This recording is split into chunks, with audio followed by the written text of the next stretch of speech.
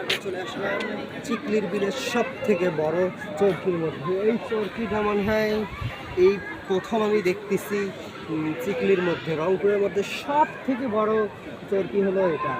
কয়টা যে পাক দেয়, যদি একটা পাক দিতে মনে হয় 5 মিনিট লাগে যাবে, এত উঁচা এই চরকি। দেখি কত টাকা করে যে টিকিট চরকির?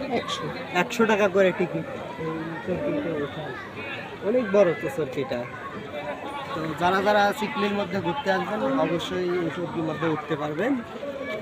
তো আবার আমরা দেখছি ট্রেন, সাইডে যখন ট্রেন আছে দেখলাম অনেক আগের ট্রেন আর কি, যখন প্রথমে ট্রেন তৈরি করা হয়েছে ওই সময়ের ট্রেন, যেই ট্রেন আর কি কয়লা দিয়ে চলে, ওই ট্রেনের মধ্যে ট্রেন তৈরি করা হয়েছিল। অনেক সুন্দর দেখতে এবং এই জায়গাটা অনেক দূরে ঘুরায়। আমাদের যেরকম চিড়িয়াখানার মধ্যে কিন্তু ট্রেন আছে কিন্তু অত বেশি ঘুরায় না।